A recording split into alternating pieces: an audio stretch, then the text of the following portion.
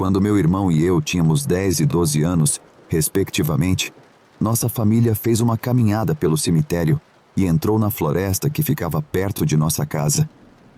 Meus irmãos e eu explorávamos essa floresta todos os dias. Já até acampamos nela antes. Nós a conhecíamos como a palma de nossas mãos.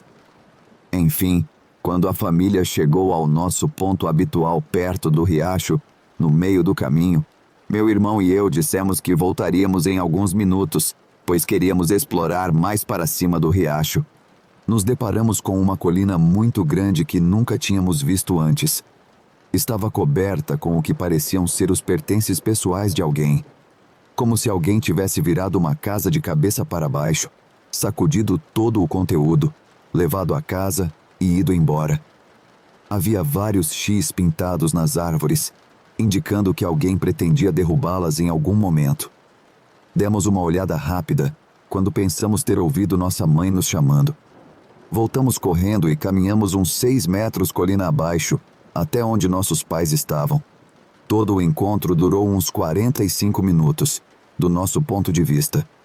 Assim que nossa mãe nos viu, recebemos a maior bronca da nossa vida. Na verdade, tínhamos ficado desaparecidos por quase 4 horas. Ela nunca nos viu subir nenhuma colina e se lembrava de nos ver andando calmamente pelo caminho reto ao lado do riacho, sem virar para uma colina que ficava a apenas 6 metros de distância. Ela, o marido e nosso outro irmão vasculharam a floresta por mais de 4 horas gritando nossos nomes, mas não conseguiram nos encontrar.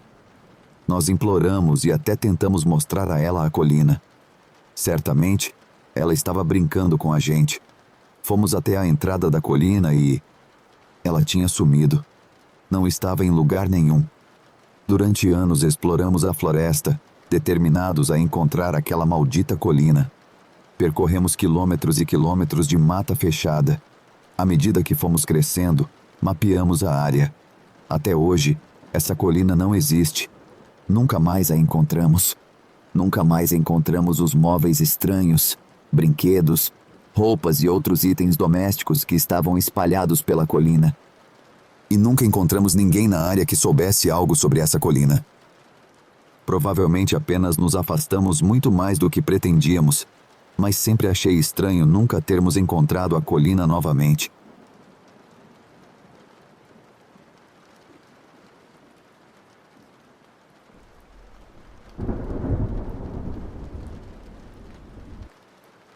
Isso aconteceu quando eu tinha 13 anos.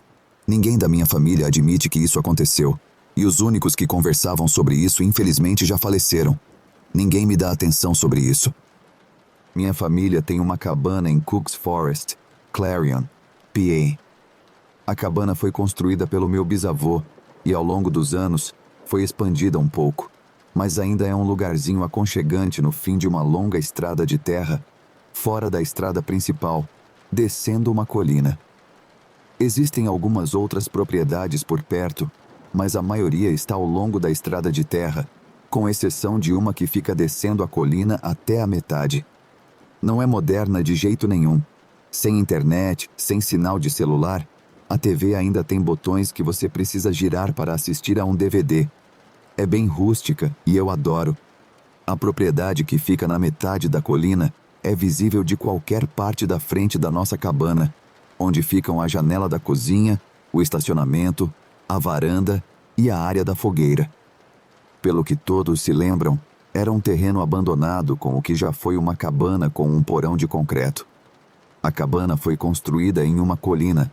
Metade do porão ficava para fora da colina, mas a parte restante estava desmoronando.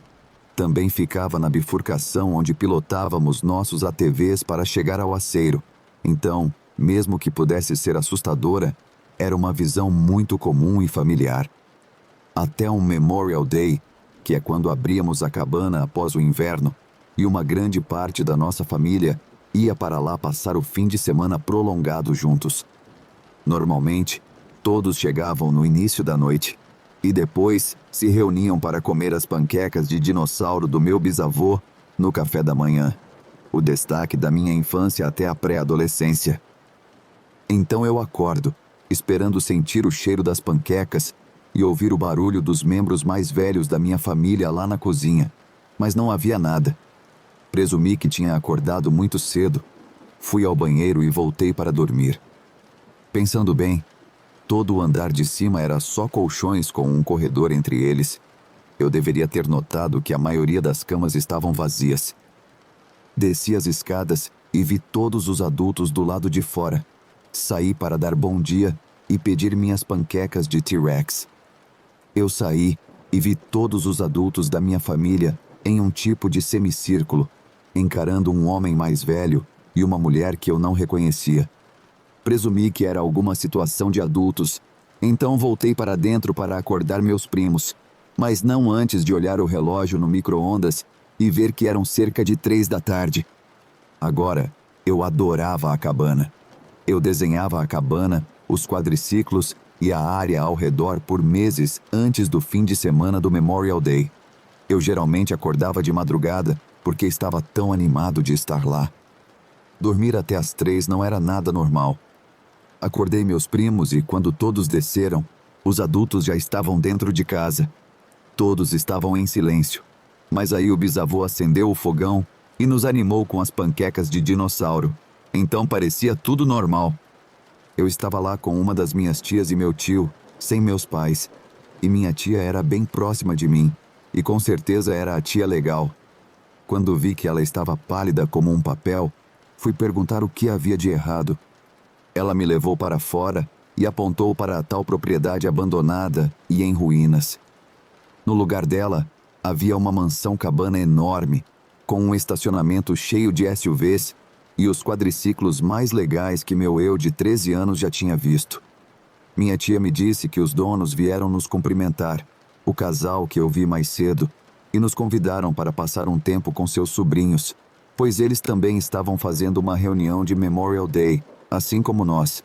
Eu, sem pensar em mais nada além dos quadriciclos incríveis, quase corri para a casa, mas minha tia me segurou e, de forma meio brusca, me lembrou das panquecas de dinossauro. Eu cedi e voltei correndo para dentro, para uma atmosfera tão tensa que até meu cérebro pouco desenvolvido, obrigado, mãe médica, percebeu. Os adultos mais velhos estavam agindo normalmente, brincando com a gente, mas algo estava muito estranho. Finalmente perguntei o que estava acontecendo, e minha tia me deu um tapinha na cabeça e perguntou se eu tinha visto aquela mansão-cabana enorme na noite anterior, no ano passado ou no ano anterior. Íamos à cabana a cada poucas semanas até dezembro. Eu vi alguma construção? Bem, não, mas eles nos convidaram. E eles têm quadriciclos legais, tia Beth. Vamos. Um sonoro, não de vários membros da família, fez com que eu quase fugisse chorando, até que meu avô, um homem gigante de 2 metros, se abaixou até meu nível e explicou que ele achava que havia algo estranho acontecendo. Ele disse que o casal não agia de forma correta, e eu assumi que eles estavam sendo rudes e que deveríamos nos manter na nossa durante o fim de semana. Eu concordei e seguimos nosso dia, com os adultos nos mantendo ocupados com atividades dentro de casa ou atrás da cabana. Nos preparamos para dormir quando vi meu bisavô, veterano da Segunda Guerra Mundial, que tinha o único quarto no primeiro andar, carregando 3 espingardas, entregando uma ao meu avô e outra ao meu tio, o marido da minha tia legal. Para meu choque e admiração, minha avó tira uma pistola, com enfeites de brilho, de sua bolsa. Eu fui dormir com imagens da minha pequena avó derrubando um bando de bandidos com sua pistola brilhante. No dia seguinte, acordei com o cheiro de panquecas e o som dos adultos conversando lá embaixo. Fiquei triste porque aquele era o dia em que teríamos que arrumar as coisas e partir, mas as coisas pareciam estar de volta ao normal. O que me deixou muito feliz. Corri para baixo, notei que o relógio marcava 7h30, mas ignorei o estranho e me sentei para comer minhas panquecas de dinossauro, enquanto perguntava para minha tia que horas iríamos embora. Sair? Não vamos embora até amanhã. Espera, que dia é hoje? É sábado, acabamos de chegar ontem à noite. Percebi um pouco de dúvida nos olhos da minha tia e soube que algo estava errado. Então corri para fora. O terreno abandonado voltou ao seu estado decadente. Decidi ignorar tudo e aproveitar meu dia andando de ATV, e rapidamente esqueci de tudo. Não foi até eu voltar para a escola e ser chamada à secretaria, onde perguntaram por que eu não fui à escola na segunda-feira. Eu disse a eles que hoje era segunda-feira, do que eles estavam falando. Não, era terça-feira, e minha ausência estava sem explicação. Apesar de várias ligações, eu faltava muito para meus pais, divorciados, nenhum dos quais estava na cabana. Então, ou minha família pregou a maior peça em mim, ou eu estou vivendo em um universo alternativo onde posso dormir até a tarde. Como eu disse, ninguém sequer cogita conversar sobre esse incidente. Então só me resta contar aos meus colegas sobre a conspiração da minha família contra mim.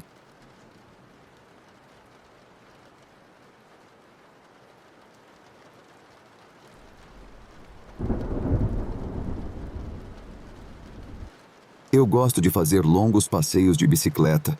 Ela é relativamente nova, então normalmente não tenho problemas com ela, como a corrente se soltando ou algo assim. Nas últimas vezes em que saí para pedalar, fui para uma pequena vila chamada Pantocratoras, que fica convenientemente perto. Decidi ir para lá. No começo parecia uma boa ideia, porque no momento em que cheguei lá, a vista do mar era incrível e combinava muito bem com o forte que havia lá. Depois do forte e do parque que o acompanha, há apenas uma rua relativamente grande cheia de pequenas casas, com um pequeno porto para barcos de pesca. Se você for ao porto, com uma vista ainda mais impressionante, há uma pequena floresta cheia de oliveiras perto dali. E por perto, quero dizer bem ao lado. A floresta é muito pequena para ser considerada uma floresta. Então vamos chamá-la de um pequeno aglomerado de árvores.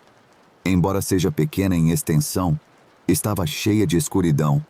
Estava completamente escura sob as árvores, como se algo estivesse bloqueando a luz do sol de passar por elas. Esse pequeno aglomerado de oliveiras era um lugar que eu queria e não queria ir ao mesmo tempo. Mas acabei não indo, porque havia uma cerca. Depois de contornar o aglomerado de árvores, olhei para ele com uma leve decepção, porque queria ver como seria estar lá. Imediatamente me arrependi. Eu vi algo se mover. Tenho miopia, 15 graus para ser específico, o que é muito, e por causa disso não consegui identificar o que era aquilo que se mexeu. Parei minha bicicleta para olhar mais de perto e vi uma criatura de 4 patas. No começo pensei que fosse um lobo muito próximo, mas estava longe e era muito maior que um lobo. Não consegui ver direito, mas parecia ter 2 ou 2,5 vezes a minha altura. A pior parte foi quando ele se virou. Ele olhou diretamente para mim, como se soubesse que eu estava olhando para ele. Foi nesse momento que percebi que não era um lobo gigante. Ele tinha olhos humanos, dentes humanos junto com dentes caninos e um nariz humano muito longo. A falta de luz solar na floresta dificultava a visão. Então posso estar errado sobre algumas características. Mas seus olhos amarelos brilhantes foram o que mais me assustou. Parecia que um raio de luz estava saindo de seus olhos e apontado diretamente para mim. No momento em que começou a se mover, percebi que tinha alguns segundos para observá-lo um pouco mais antes de começar a pedalar rápido com a bicicleta. Ele ficou de pé sobre 2 pernas em vez de 4 e começou a me perseguir, se movendo como um humano. Foi quando subi na bicicleta e fui embora o mais rápido que pude. Não voltei para a minha cidade natal, só queria me afastar rápido. Sem pensar, fui mais para dentro de Pantocratoras. Mas isso se mostrou uma má ideia, porque vi outro aglomerado de árvores e foi aí que vi o verdadeiro horror da vila. Uma coisa muito alta e magra estava simplesmente parada lá. A princípio, pensei que fosse uma árvore, mas enquanto me movia com a bicicleta, vi que tinha 2 pernas. Quando tudo isso estava acontecendo, eram 8 da noite, então ainda havia um pouco de luz do sol. Porém, quando vi a figura magra, percebi que a criatura lobo não estava me perseguindo. Ela nunca saiu de seu aglomerado de árvores. Então pensei que o mesmo aconteceria com a coisa que parecia um poste. Ah, como eu estava errado. Suas pernas eram maiores do que eu pensava. Elas iam até sua cabeça. Não tinha torso. E foi aí que vi seus braços. Meu Deus, seus braços. Eles começaram normalmente, mas conforme eu olhava mais para baixo, seus braços se dividiam várias vezes, como se fossem galhos, mas com dedos nas pontas. Aquele foi o momento perfeito para eu pedalar o mais rápido que podia e voltar para casa.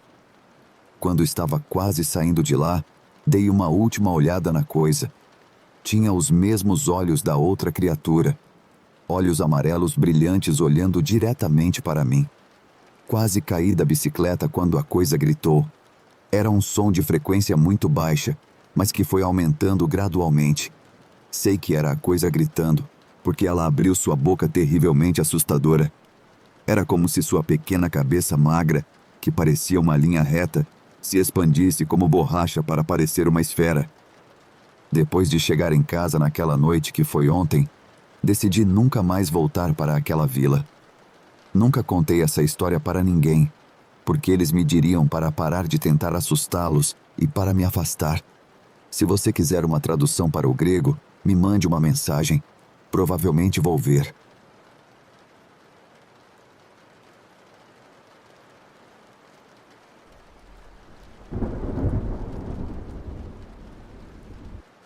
Há 6 anos, meus amigos e eu tínhamos uma pequena tradição durante o último ano do ensino médio, onde ficávamos fora a noite toda andando de skate, explorando todo tipo de áreas assustadoras. E isso foi antes de qualquer um de nós ter um carro. Então viajávamos tudo a pé. Numa noite em particular, aventuramo-nos a mais de 1 hora das nossas áreas usuais de exploração e nos deparamos com uma área muito arborizada, pela qual nunca tínhamos passado antes. Acho que devia ser por volta das 2 ou 3 da manhã, e só de olhar para aquelas árvores, eu senti um mal-estar incrível, algo que nunca havia sentido antes. Meus amigos estavam determinados a passar por lá, mas eu decidi não ir, e em vez disso, disse a eles que eu iria andar de skate, caminhar e encontrá-los no posto de gasolina do outro lado. Levei meia hora para dar a volta ao redor de toda a área. Esperei na saída da floresta por cerca de 15 minutos antes de atravessar a rua de 4 pistas que levava ao posto de gasolina. Perguntei ao atendente se 3 outros adolescentes haviam passado por ali, e ele disse que não. Então fui esperar do lado de fora. 10 minutos depois, ouvi passos pesados e rápidos vindos de trás do prédio principal do posto. De repente, vejo meus 3 amigos, suados, sem fôlego e com a aparência de quem tinha acabado de testemunhar um assassinato. Entramos no posto de gasolina e nos sentamos na pequena área de descanso. Então, eles me contaram que, em algum momento no meio da floresta, ouviram sons estranhos atrás deles, e quando se viraram para olhar, viram uma figura alta e branca, com olhos vermelhos os encarando. Eles disseram que surtaram e saíram correndo. Quando se aproximaram do final da floresta, podiam ouvir as folhas e galhos se mexendo, como se algo os estivesse perseguindo. Eles continuaram correndo até atravessarem a estrada que separava a floresta do posto de gasolina, e quando estavam nos fundos do posto, olharam para trás e viram a figura parada na beira da floresta, imóvel. Eles descreveram a figura como tendo uma forma vagamente humana, mais parecida com uma criatura estilo pé grande, mas sem aqueles pelos, mas era branca e tinha olhos vermelhos penetrantes. Honestamente, eu nunca vi ninguém tão angustiado quanto meus amigos estavam. Eles pareciam genuinamente aterrorizados, e aquela foi uma das últimas vezes que eles quiseram ficar fora a noite toda. Eu penso muito nessa noite, até hoje.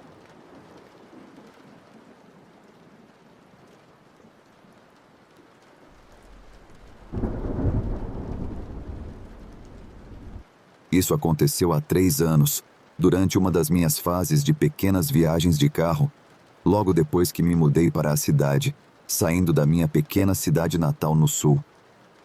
Era durante as férias de primavera de 2018, e as minhas travessuras adolescentes estavam no auge, já que eu estava no segundo ano do ensino médio na época. Nem preciso dizer que meus amigos e eu éramos usuários assíduos de álcool. Embora eu não esteja aqui para incentivar o uso disso, claro, éramos apenas adolescentes. Eu tinha acabado de voltar à minha cidade natal e estava relaxando na casa de um amigo quando ele sugeriu que fizéssemos uma viagem de acampamento para nos divertirmos, já que eu estava lá de folga. O nome desse amigo é Douglas, e os outros amigos que foram convidados para a viagem eram Luiz e Isaías, enquanto eu me chamo Eric. Doug encontrou um lugar muito legal para acampar perto de um lago, e nenhum de nós três, eu, Luiz e Isaías, conhecíamos o local. Como sou uma pessoa que gosta de atividades ao ar livre, estava animado com a ideia, sem imaginar o que nos aguardava. No segundo dia da minha viagem de volta à minha cidade natal, decidimos sair cedo de manhã, levando algumas cervejas e garrafas de bebidas fortes no cooler, junto com os materiais de acampamento. Como era uma cidade pequena, conseguir essas coisas era fácil como tirar doce de criança. Como eu era o único com carteira de motorista, a responsabilidade de nos levar ao destino era minha. E como eu estava hospedado na casa do Doug, só precisávamos buscar Luiz e Isaías no caminho. Começamos a viagem para o local de acampamento, que ficava a uns 45 minutos de carro de onde nossa cidade estava localizada. Colocamos algumas músicas de rappers pouco conhecidos e de outros gêneros. Aquelas que todo adolescente ouvia na época, embora eu desejasse ter um gosto musical melhor. Passamos pelas árvores que margeavam a estrada e com seus galhos altos e espalhados, elas quase bloqueavam a luz do sol. Saímos da floresta e nos deparamos com campos de fazenda dos dois lados da estrada, que levava a um cruzamento. De um lado, seguia para a rodovia. Do outro, para uma cidade ainda menor e mais decadente que a nossa, e que levava ao lago onde estávamos indo. Sem pensar duas vezes, coloquei o sinal de virar para o lado oposto à rodovia, em direção a uma floresta muito mais densa e escura. As árvores bloqueavam a maior parte da luz do sol, e notamos que quase não havia iluminação natural suficiente para não ligarmos os faróis. A estrada se transformou em um caminho de terra, e podíamos ouvir as pedras batendo nas laterais dos pneus. Passamos pelas primeiras casas e logo percebemos algo estranho. Não era apenas o fato de serem trailers antigos. Todas tinham chaminés de metal soltando fumaça, e estávamos no início da primavera, então nem estava frio. Continuamos pela estrada de terra que levava ao lago, e todas as casas ao longo do caminho tinham essas mesmas chaminés metálicas com fumaça saindo. Chegamos ao local próximo ao lago, e sem dúvida, era um lugar legal. O caminho de terra fazia um círculo, e no meio havia um pequeno gramado com 3 árvores pequenas ao redor. Estacionei o carro no centro do círculo, e decidimos montar nossa barraca perto do gramado, com a fogueira planejada para ser no meio. Dividimos as tarefas. Eu e Doug fomos buscar lenha, enquanto Luiz e Isaías recolhiam pedras para fazer a fogueira. Eu e Doug fomos em direção oposta ao lago, onde a floresta densa nos aguardava. Você já conheceu alguma garota bonita na cidade? Ou ainda é medroso demais para pedir o número delas? Doug provocou. Você me conhece, cara. É sempre o último caso. Ele riu, e eu dei de ombros com um sorriso, já que ele sempre me zoava por causa disso. Enquanto recolhíamos lenha, Doug olhou casualmente para cima e notou algo à frente, na grama alta. Você tá vendo aquele caminhão velho enferrujado ali? Doug perguntou. Olhei e disse. Você quer dizer aquela lata velha? Sim, tô vendo. Me pergunto quem deixou isso aqui. Pegamos o resto da lenha e voltamos para o acampamento. O anoitecer já estava se instalando, e foi nesse momento que abrimos o cooler com as bebidas e nos sentamos ao redor da fogueira, conversando e rindo enquanto bebíamos. A noite estava ficando escura, e para dizer o mínimo, estávamos todos bastante bêbados. Depois de várias risadas, Fui até a grama alta para vomitar e, enquanto voltava, percebi o quanto estava escuro ao redor. De repente, ouvi um barulho na floresta e, curioso, decidi verificar. Foi quando cheguei ao velho caminhão e, ao iluminar a janela da traseira, vi um homem com os olhos brancos e um sorriso perturbador.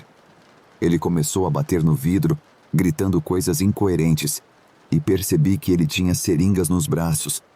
O terror tomou conta de mim. Saí correndo em direção ao acampamento e o homem me seguiu. Gritei para meus amigos e logo todos estávamos correndo para o carro. Conseguimos entrar e dar partida, mas o caminhão ligou atrás de nós e começou a nos perseguir. Enquanto fugíamos pela estrada, vimos pessoas em pé na frente de suas casas, apenas nos observando sem fazer nada. O caminhão nos perseguiu até a saída da floresta, mas parou abruptamente quando chegamos aos campos abertos. Não dissemos uma palavra pelo resto da viagem de volta. Esse evento continua a me assombrar até hoje, e sempre me pergunto o que aquelas pessoas estavam fazendo, simplesmente assistindo tudo. Será que estavam com medo do homem? Ou eram como ele, querendo manter aquela parte do mundo só para si? Seja como for, eles podem ficar com aquelas florestas.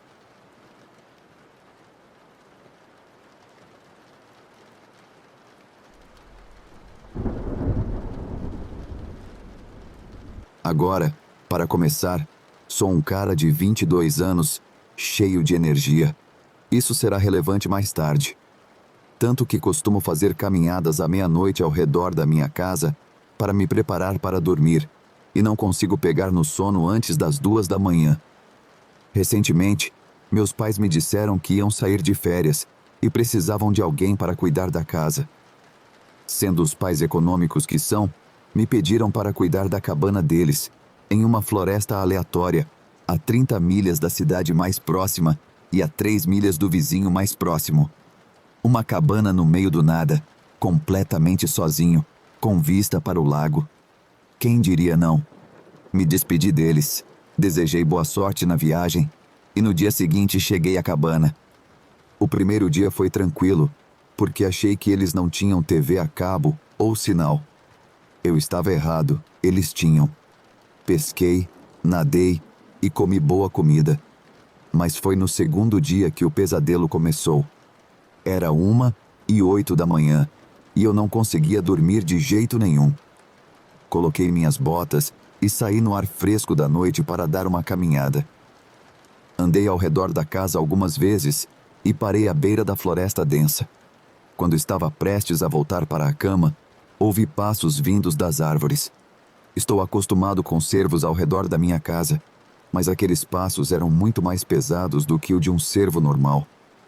Sendo o curioso que sou, joguei uma pedra no matagal denso para ver se algo corria. Silêncio, a princípio, e então ouvi algo que eu preferia não ter ouvido. Risadas, não de uma pessoa normal, mas de alguém que parecia insano.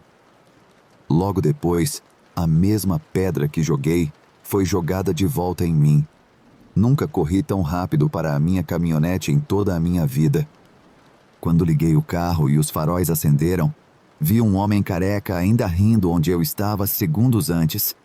Acelerei até chegar ao fim da nossa longa entrada. Chamei o xerife e tive que esperar cerca de 1 hora.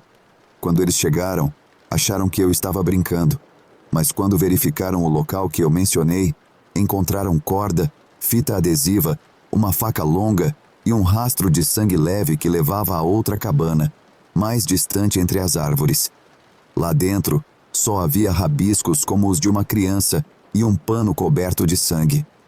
A polícia procurou por todo lado e até verificou nossa cabana, mas o homem nunca foi encontrado. No dia seguinte, meus pais cancelaram a viagem e venderam o lugar em menos de 2 semanas.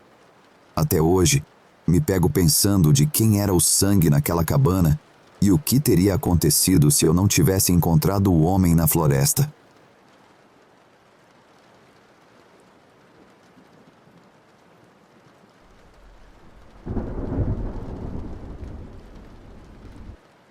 Primeiramente, não sou da América do Norte. Aqui é a Europa Central. Então não há grandes animais selvagens, pumas que podem fazer sons estranhos ou caipiras com armas nesta história que vivi durante o tempo da faculdade, mas ainda assim foi bem assustador. Quando estava na faculdade, morava diretamente no campus em um dos prédios dos dormitórios, e o campus da minha pequena faculdade não ficava localizado na cidade local, mas um pouco afastado, cercado por uma paisagem agrícola com campos sem fim e estradas de terra, raramente alguns pequenos bosques. Eu realmente gostava de lá, porque você podia fazer caminhadas e corridas tranquilas pelos campos sem muita interferência da vida na cidade ou de outras pessoas, exceto por alguns caçadores e agricultores. Avançando para um dia em que eu e 2 amigos decidimos dar uma caminhada pelos campos, pelos caminhos de terra, às 11 da noite, em um dia quente no final do verão. Conversávamos e ríamos sobre coisas bobas enquanto nos afastávamos cada vez mais do campus. A única coisa que víamos eram as luzes vermelhas das turbinas eólicas e pequenas cidades à distância. E aqui e ali, um morcego voando sobre nossas cabeças. Não tínhamos lanternas e apenas um de nós estava com o celular. Quando estávamos a 5 quilômetros do campus, checamos no mapa, chegamos a uma encruzilhada e nos perguntamos para onde ir, para fazer um loop de volta ao campus sem retornar pelo mesmo caminho. Decidimos seguir o caminho à direita, e foi aí que as coisas começaram a ficar estranhas. Lembre-se, éramos todos rapazes altos, com 20 e poucos anos, que se sentiam seguros e não se assustavam facilmente. A primeira coisa que notei foi uma sombra se movendo à distância, no caminho que começamos a seguir. Era difícil de perceber, mas definitivamente havia algo se movendo lá. Os outros também notaram, e fizemos piada sobre ser algo de filme de terror, mas descartamos como sendo um cervo cruzando o caminho. Continuamos no caminho e esquecemos da sombra até que vimos uma torre de caça. Elas estão por toda parte para os caçadores, perto do caminho. Decidimos subir nela para descansar e aproveitar a paisagem escura. À distância, você podia ver a silhueta de uma das pequenas áreas de floresta, a cerca de 100 metros de onde estávamos. Enquanto eu olhava ao redor, meus olhos captaram algumas luzes se movendo pela área da floresta. Esfreguei os olhos e, quando olhei de novo, vi que era uma pessoa com algum tipo de lanterna na cabeça correndo pela floresta, não correndo de leve, mas em um sprint completo paralelo ao nosso local. Checamos mais tarde no Google Maps e não havia caminho naquela área de floresta. Eu contei para os outros e juntos seguimos a luz até o lado direito da floresta, quando um dos meus amigos achou que seria engraçado gritar na direção da pessoa. Ele gritou algo como "Ei!" e a luz da lanterna se virou diretamente na nossa direção. Depois de alguns segundos, apagou completamente e não conseguimos mais ver a pessoa. Foi aí que todos nós começamos a sentir um medo estranho. Não sei porquê, mas a ideia de uma pessoa aleatória no meio do nada, que meio que sabia onde estávamos, mas que nós não podíamos mais ver, nos assustou demais. Descemos da torre de caça e voltamos pelo caminho de onde viemos, andando bem rápido. No caminho de volta, ficávamos olhando para trás para ver se algo estava nos seguindo, e juro que vimos alguma sombra se movendo novamente no caminho atrás de nós. Mas provavelmente foi só alucinação, porque já estávamos com aquela sensação estranha, não sei. De volta ao campus, fomos para o dormitório de um dos amigos, bebemos uma cerveja e conversamos sobre o que aconteceu. Não conseguimos encontrar uma boa explicação para o motivo de uma pessoa agir daquela forma na floresta. Caçadores geralmente não correm em disparada aqui, especialmente sozinhos. Só se for uma grande caçada em grupo, mas isso seria barulhento, com muitos cães. E um corredor de trilha às 11 da noite em uma área de floresta aleatória, sem trilhas, também parecia estranho, mas quem sabe? De qualquer forma, nunca descobrimos quem era e evitamos essa parte do caminho em todas as caminhadas futuras.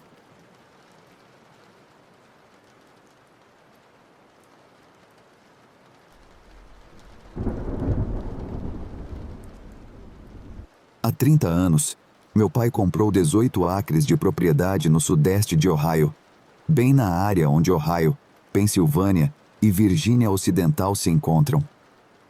Pense em Appalachia Norte, Norte Central. Quando meu pai comprou o terreno, era uma mina de carvão desativada. Antes disso, fazia fronteira com um local da Guerra Civil e antes ainda, fazia parte de uma rota comercial importante para as tribos Wyandot, Mingo e Delaware. Quando o terreno chegou à posse da nossa família, estava coberto de vegetação rasteira, esgotado e cheio de xisto em decomposição. Meu pai, um amante da natureza, pretendia transformar a antiga mina de carvão em um local para acampamento, caça e pesca. Ele e meu avô abasteceram as lagoas deixadas pelas minas com peixes, plantaram árvores e gramíneas nas áreas áridas e fizeram o melhor que podiam para recuperar o terreno dos danos causados pela mineração. 30 anos depois, o resultado são prados cobertos de vegetação rasteira sobre colinas onduladas, com uma linha de energia no meio e florestas de crescimento recente nos terços norte e sul da propriedade. Meu pai queria manter a propriedade a mais selvagem e intocada possível. Qualquer construção na propriedade é bem primitiva. Há uma pequena cabana com um fogão a lenha, uma fogueira, um velho banheiro externo que assombra meus pesadelos e um campo de tiro. Não há eletricidade, água corrente, quase nenhum sinal de celular e pode ter certeza de que não há internet. Assim que foi comprada, minha família começou a acampar no terreno quase todo fim de semana. Pode-se dizer que eu cresci lá, apesar de o terreno estar a mais de 1 hora de nossa casa. Parece incrível, até você perceber que você não é, de fato, fã de pesca, caça, tiro ao alvo ou de acampar em tendas. Isso mesmo, cresci em um paraíso ao ar livre, mas decidi ser um tipo mais caseiro. Eu chorei na primeira vez que pesquei um peixe, porque tinha medo de ter o machucado, e nunca tive coragem de caçar um animal de verdade. Enquanto todos estavam pescando ou andando de quadriciclo, eu escolhia vagar pela propriedade sozinho, ou encontrar um bom lugar ao sol para colocar minha cadeira de acampamento e ler. Foi durante esses momentos de solidão na propriedade que percebi que algo no terreno não estava certo. Minha primeira lembrança de acontecimentos estranhos na propriedade aconteceu quando eu tinha cerca de 12 anos.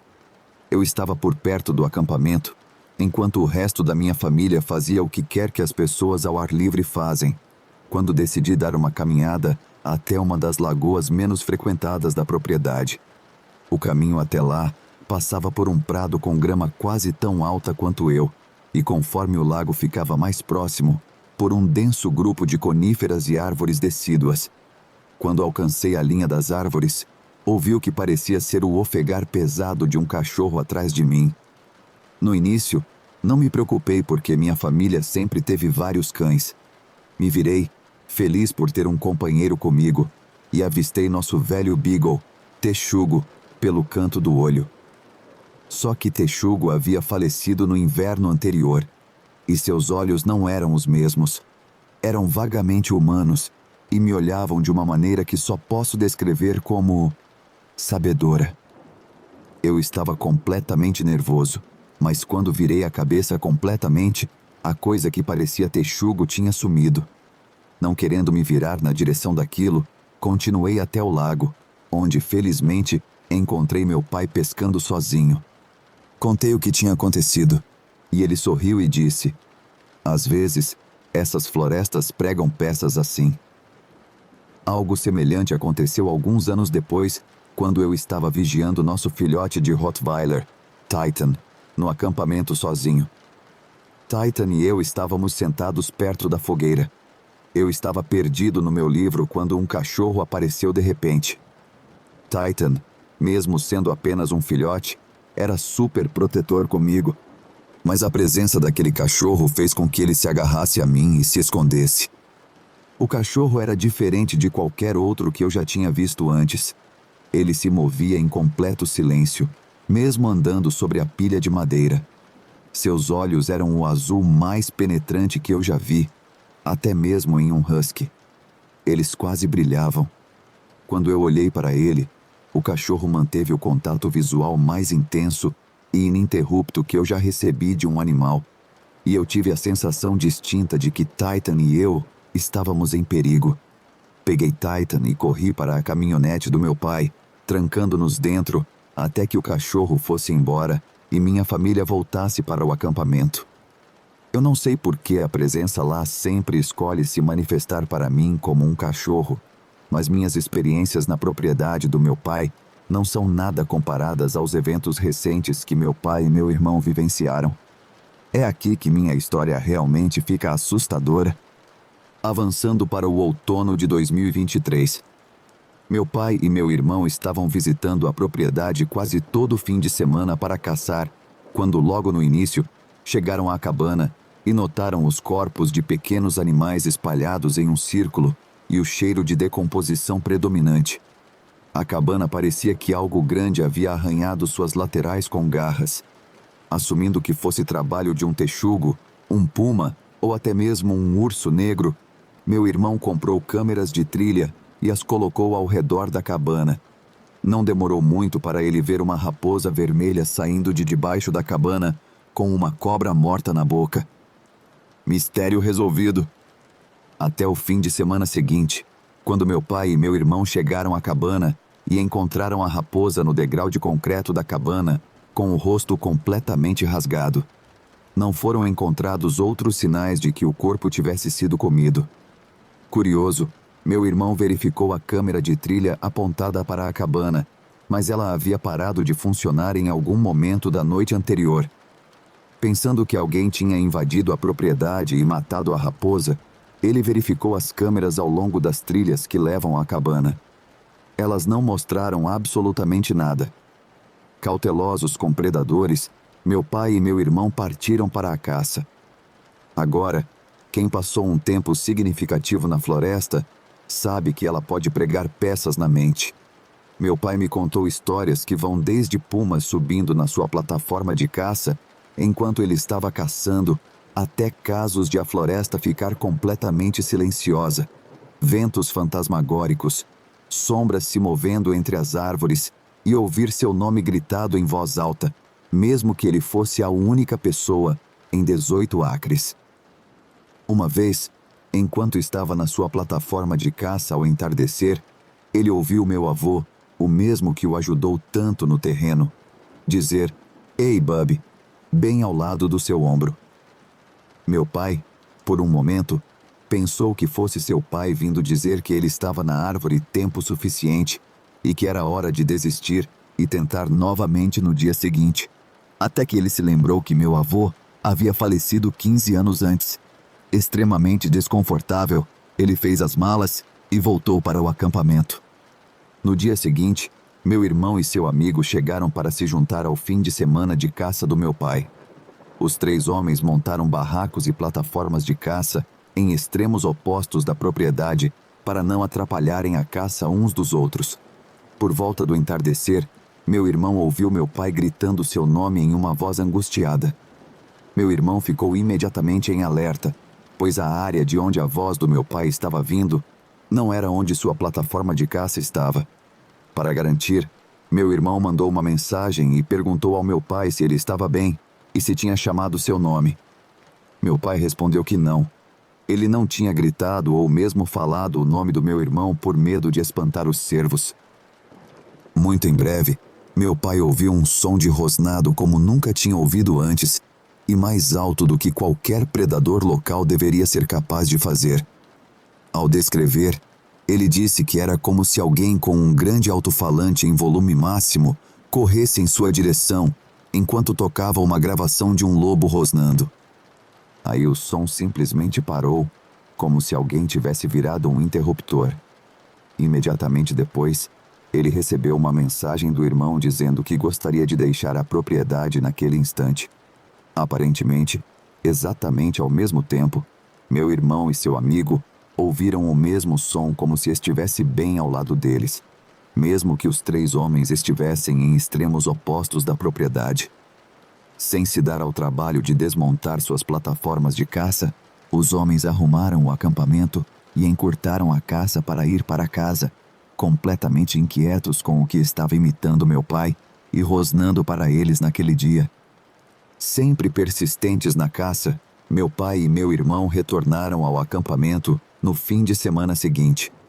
Meu irmão, mais curioso do que cauteloso, decidiu investigar a área da propriedade de onde a voz do meu pai tinha vindo. Esse canto específico da terra era muito raramente visitado, pois fazia fronteira com a linha de propriedade e não havia trilhas evidentes de cervos na área. Quando ele explorou a área, meu irmão encontrou algo que ninguém havia encontrado em quase 30 anos de exploração da propriedade: túmulos. Quase uma dúzia deles, todos perfeitamente quadrados, alinhados de forma organizada e cercados por pedras. Assim que viu os túmulos, meu irmão soube que não era um lugar onde ele deveria estar. Ele se virou e voltou para o acampamento para contar ao meu pai. Meu pai, não contente em acreditar apenas na palavra do meu irmão, convenceu-o a levá-lo para ver os túmulos. Ele trouxe seu detector de metais, porque ele é um homem de meia idade, e todos os homens de meia idade têm detectores de metais, claro. Passando sobre os túmulos, nenhum sinal metálico apareceu até ele chegar a um túmulo que estava mais afastado dos outros. O detector de metais enlouqueceu. Minha família discutiu a possibilidade de chamar uma equipe forense para investigar os túmulos, mas decidiu não fazê-lo, porque os túmulos são muito claramente de mais de 100 anos. Agora, não nos aproximamos dos túmulos de jeito nenhum. Entramos em contato com a Sociedade Histórica da cidade para ver se havia algum assentamento notável na área, e foi confirmado que, de fato, havia. Notificamos a polícia local, que não parece estar muito preocupada. Então decidimos deixar os mortos em paz. Mesmo a atração por artefatos históricos não nos tentou afuçar no túmulo que emitiu sinais metálicos. Minha família ainda usa a propriedade para acampamento, pesca, caça e recreação, mas as coisas têm sido diferentes ultimamente. Meu pai praticamente abandonou a cabana de caça, preferindo acampar no seu trailer perto da estrada. O amigo do meu irmão que ouviu o horrível rosnado se recusa a voltar lá. E eu sei que nunca mais devo vagar sozinho por lá.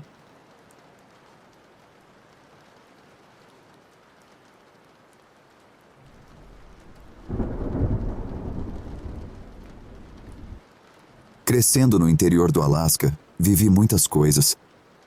Muitas coisas estranhas, rebanhos incríveis de caribus, etc. Mas as coisas mais estranhas para mim são os momentos em que não consegui ver a origem dos gritos ou clamores. Muitas vezes, viajei sozinho pela Cordilheira Brooks e até o North Slope para caçar e armar armadilhas. Desde jovem, aprendi a caçar e a desmembrar animais, montar abrigos de sobrevivência e até a viajar à noite usando as constelações, como meus ancestrais. Essas longas e árduas jornadas às vezes me traziam mais do que eu estava disposto a suportar. No inverno de 2017, eu tinha uma linha de armadilhas ao longo do lado esquerdo de um vale, seguindo para o norte. Uma armadilha era colocada a cada poucos quilômetros e eu estava percorrendo meu caminho quando vi uma figura em um grupo de salgueiros diamante à minha frente. O grupo de arbustos estava a cerca de 1 milha de distância, mas eu conseguia ver a figura escura caminhando como uma pessoa. Eu me perguntei quem estaria lá fora em janeiro, quando é a época mais fria do ano, apenas andando, quando a figura desapareceu de repente. Peguei meus binóculos e examinei a área, e apenas coloquei isso como sendo minha imaginação, ou alguém com uma máquina de neve, moto de neve para vocês do sul, que havia saído pelo meu caminho. Então, continuei. Na minha próxima armadilha, parei e desliguei minha máquina. Estava calmo e surpreendentemente quente para aquela época do ano. Consegui tirar meu casaco para reajustar a armadilha de mola que eu havia encontrado. Enquanto eu ajustava a armadilha, comecei a ouvir um barulho profundo e trovejante vindo de um pequeno vale. A princípio parecia um grito, mas depois ficou mais profundo. Como um urso advertindo o outro, mas era janeiro. Nada disso estaria por aí. O máximo que você encontraria seriam lobos carcajus e caribus. Até mesmo alces tendem a viajar para o sul nessa época do ano. Enquanto começava a arrumar minhas coisas, o barulho começou novamente. Fui aumentando cada vez mais. Lembrei-me da figura que eu vi e me perguntei se tinha algo a ver com isso. Mas fiz o melhor que pude para ignorar o barulho, como meus ancestrais haviam me ensinado, e continuei com meus afazeres. Então eu senti olhares sobre mim. Olhei para o vale de onde senti a sensação estranha, e não havia nada. Até puxei meus binóculos e olhei. Nada. Ouvi o barulho novamente, e quando o trovejante começou novamente, eu respondi. Fiz o mesmo barulho de volta, e ele parou rapidamente, como se reconhecesse o som que eu fiz. Tudo ficou em silêncio. Eu estava desconfortável, então arrumei tudo e saí o mais rápido possível. Não voltei lá desde então. Retirei a linha de armadilhas naquele inverno. Não planejo voltar.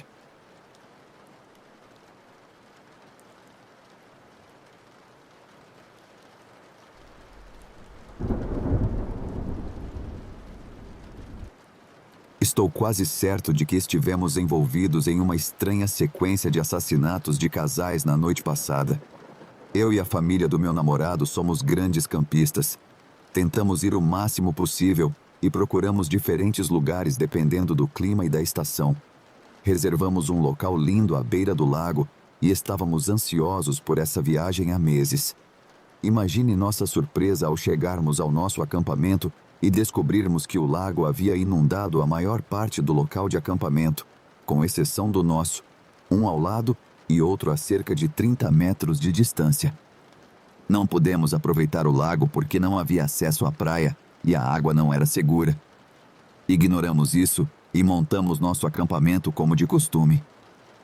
Por volta das 7 da noite, vimos um carro chegando ao acampamento ao lado do nosso.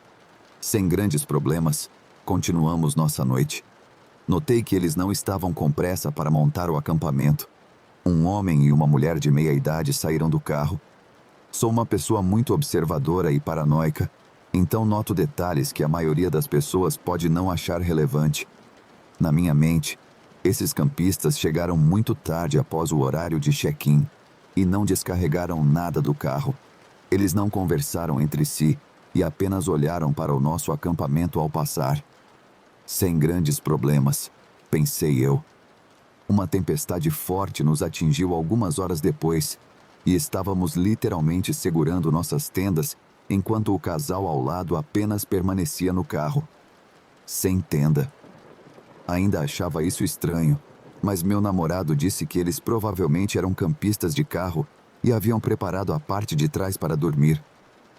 Ok, faz sentido. Mas ainda assim, por que vir para um acampamento de tendas? Fomos dormir e tudo estava bem, até eu ser acordada pelo som de pegadas nas proximidades. Havíamos bebido, então o fato de o barulho me ter acordado significa que estava muito perto da nossa tenda. Levantei-me rapidamente e ouvi pessoas caminhando até nossa tenda e vi a silhueta de um homem através da minha tenda. Em um estado de pânico, dezipei a tenda e olhei para fora. 2 pessoas com lanternas de cabeça vermelhas estavam a cerca de 2 metros de mim. Corri de volta para dentro da tenda e peguei meu spray de pimenta em forma de pistola. Durante todo esse tempo, meu namorado acorda perguntando por que eu havia aberto a tenda e eu explico o que acabei de ver. A explicação dele é que eram os vizinhos apenas recolhendo lenha e eu não poderia atirar neles por isso. Imediatamente, as pessoas se afastaram e ouvimos silêncio. Tomei um momento para pensar que talvez eu estivesse paranoica e também um pouco de ressaca. Tentei voltar a dormir, mas mal consegui descansar.